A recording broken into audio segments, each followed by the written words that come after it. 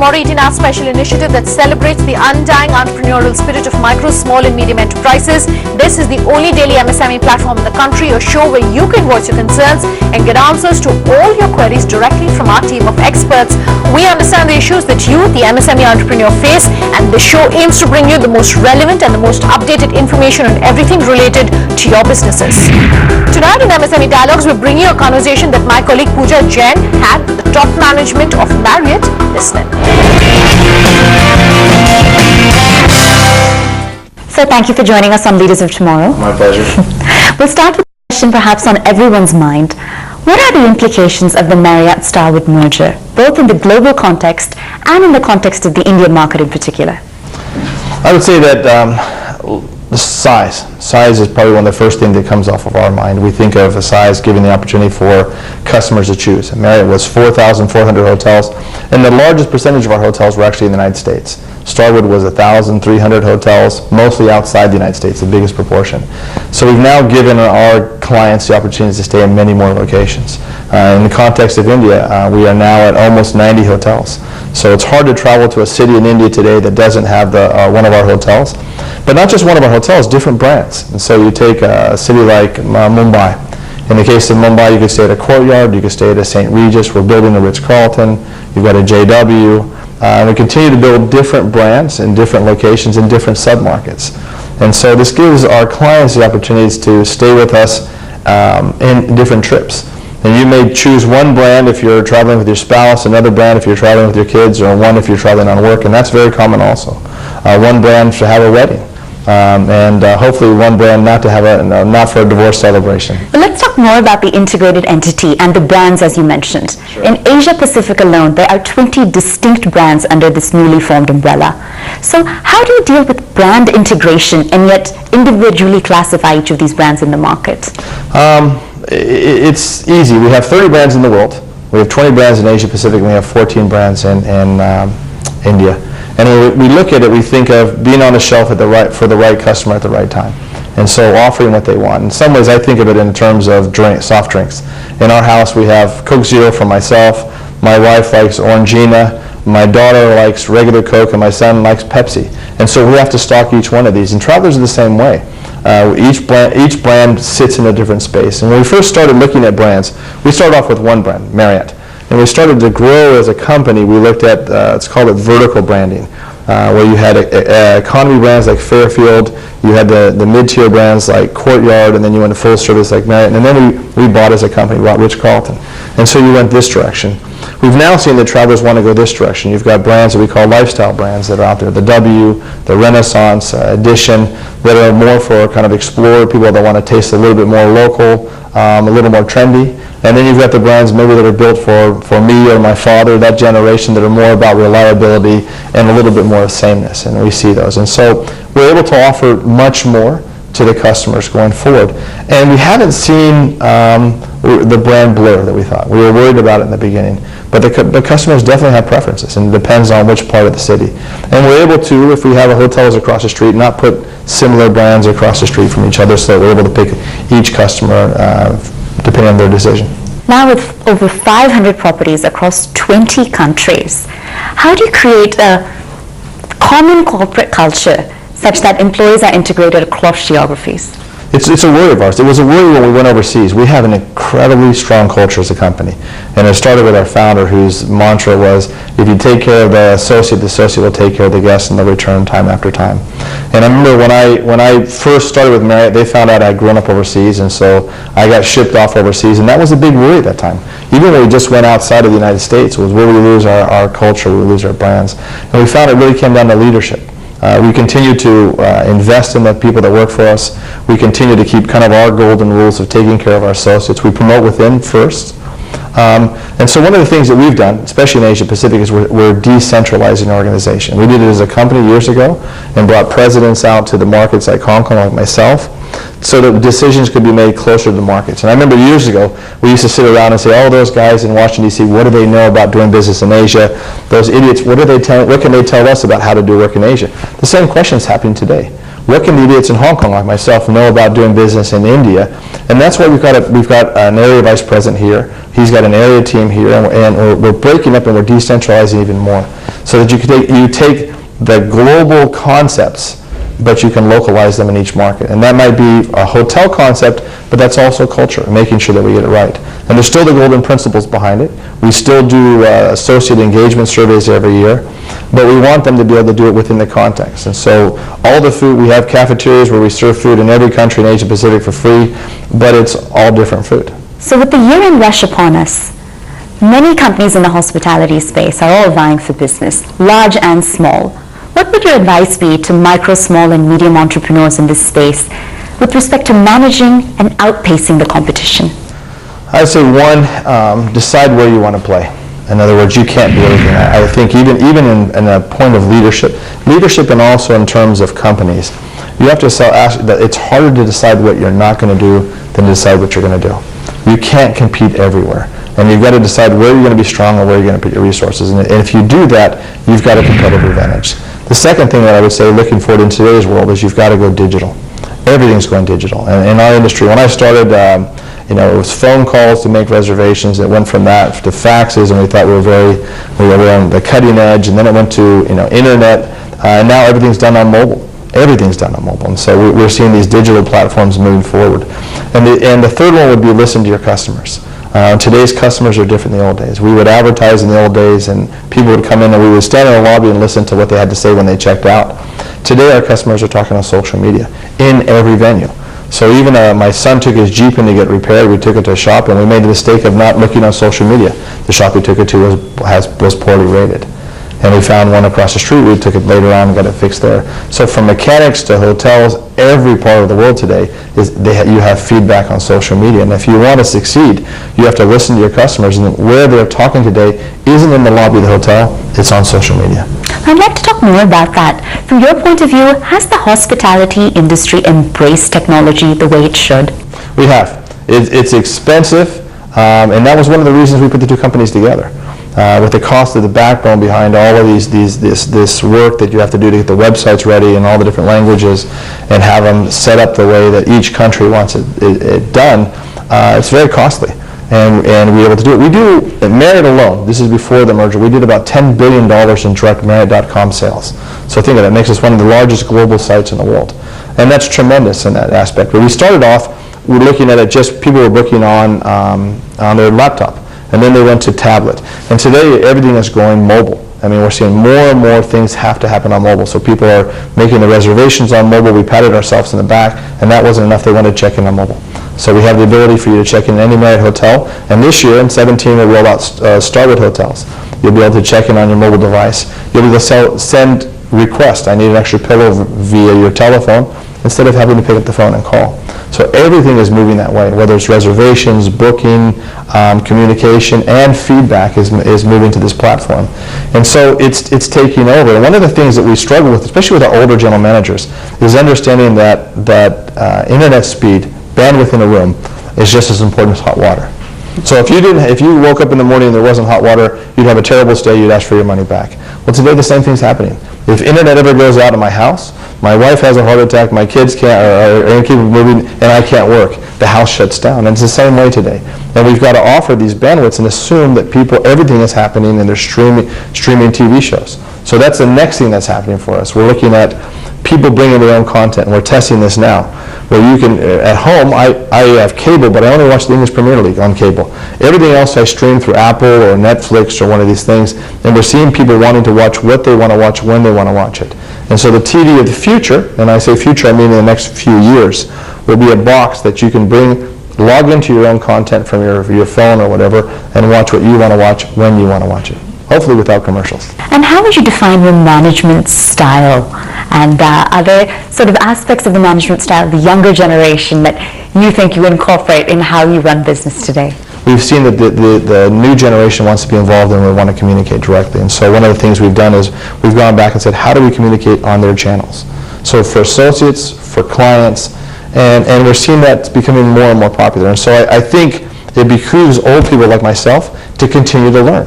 And I worry when I look at leaders across the world that many leaders don't see learning as important or continuous learning. So I would say learning or being a learner is a key to being.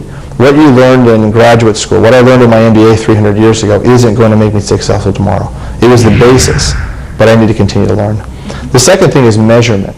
And I think that we confuse, and the generation today confuses it as much as my generation did, or sometimes maybe a little more. We confuse activity with accomplishment. So we say we did all, I ask, how do we know if we're doing a good job? Well, I flew here, I flew there, I visited this hotel, I visited that hotel, great. You just told me you're busy. But how do you know? You have to measure the output. And you have to measure it honestly and simply. And I don't see enough of that happening. And so my team, everyone talks about how Craig likes to measure everything. But I also believe in measurement as far as the balanced scorecard approach. You have many different things that you have to, as a business leader, look at. I can go into any business tomorrow and make more money, cut costs, and there's no genius to that. I can go into any business tomorrow and lift up sales, hire 5 times as many sales managers, spend twice as much on marketing, and sales will go up. I can go into any business tomorrow and make associates happy, give them more money, give them free food in the cafeteria, give them ice cream every Friday, and I can go into any business and keep the customer happy by giving them more things. To do all of those at the same time is a balanced approach. And long-term success in a business is lifting all of those up together. If we want to succeed in India, we have to lift guest satisfaction, associate satisfaction, our profit for our hotels, and our sales for the hotels all at the same time. And that is the hardest part. That balancing act of doing it at the same time is the hardest part for being a leader. And it happens in any industry. So if you're running a small business somewhere and you're selling groceries out of a small store, you have to look at the same thing. Are the people that are working for me happy? Are they doing a good job? Are my customers happy? Am I making profit? You can do 1 or 2 or 3 of those. Long-term success will only happen all 4 at the same time. On that note, it's time for a quick break, but don't go anywhere. We'll continue bringing you this conversation with hospitality major Marriott.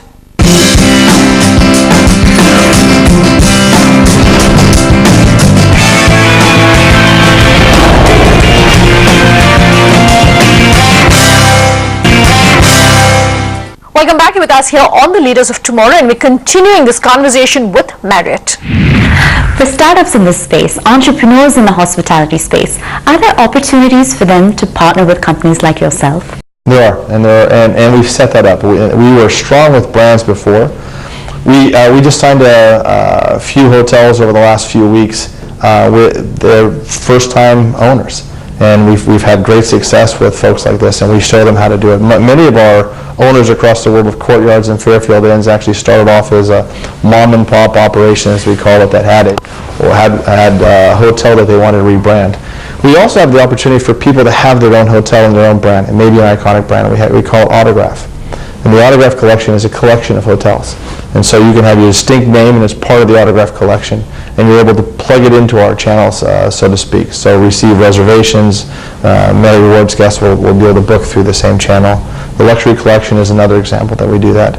And so we're seeing value of that. And when I was a young hotelier, people looked for consistency. They wanted to fly to London, Mumbai, New York City, and they wanted every hotel room to look the same, and a Marriott burger here and a Marriott burger there. And today's traveler is much more adventurous. The folks from your age, you want to experience something different. You don't want to have a hamburger and everything. You don't want the room to look the same, even in the same brand. And so our designs today have to take that into account. And so we've got beautiful standalone hotels that entrepreneurs have. And we said, how can we plug these into our system? And there's opportunities for them to do that. They can't build that infrastructure that we talked about earlier, the infrastructure of social media and booking channels. It's too expensive for them. And the easy thing for them to do is to plug into another system and then save the identity that they have and continue to manage their hotel themselves. And I'd like to talk more about that and what lessons the Indian hospitality industry could adopt from our global peers from your point of view. I would say think globally and think less bureaucratically. And so one of the things that there's a tendency in India to want to make the boss happy versus making the customer happy. I always say that if I walk in a hotel in India and I say, could I have a cup of tea, 15 people will scurry off to give me a cup of tea. If a client walks in and says, can I have a cup of tea, it takes a little while longer. The truth of the matter is they see me as paying their salary. That's not true. The client pays their salary. It just goes through me and then comes back to them. And I think there's a need for it to de-layer hotels and teach empowerment, but then hold people accountable. See, the misnomer we see in the business world is people talk about empowerment, but they don't give the accountability, or they give accountability without the empowerment. You have to give both. And the interesting thing is, if you really believe in people, and this is how you do, if you really believe that people are smart and they'll figure it out, then give them goals and give them empowerment and then hold them accountable. And it's the most amazing thing what you see will happen. They'll make it happen. I mean, I kid around with the teams here in India, but I've given them over the years incredibly tough goals. And they cry and they moan and they'll never be able to do it. And I tell them, I believe in you, we give them the training, and they've made it every single time. And we've continued to grow. And we've seen our market share grow, we've seen our guest satisfaction grow, our brands have gotten more popular in India, but you have to give them both. But in the Indian context, you've got to get rid of the bureaucracy. You don't need 40 people in accounting and 2 people at the front desk. You need 40 people at the front desk and 2 people in accounting. And so look for ways to use these other tools to do that. We had a hotel, one last story. I'll tell you to answer this question. We had a hotel in a city that I won't name that we came in, we converted. And I'll never forget, we came in there and we bought computers for the accounting department, and we got everyone new uniforms, we had renovated the cafeteria, we did all the things we could, and I came back a year later and there were still 40 people in accounting and they all had all new computers. And my question was, do we still need 40 people in accounting if they all have computers now where no one had computers before? And it wasn't about firing people, because we had grown over that time period. They could have transferred people. But it was about thinking through it and thinking, do you really need all these processes? We create processes to protect ourselves, but many times the processes stand in the way of progress. Well, that said, how do you prioritize India in the context of your growth story going forward? It's huge. Our fastest growing market in the world, let's start with that, is Asia Pacific. And so our CEO is laser focused on what we do here. It's good news and bad news for me. I'll either be a star or I'll flame out very quickly and be sent off to some other part of the world.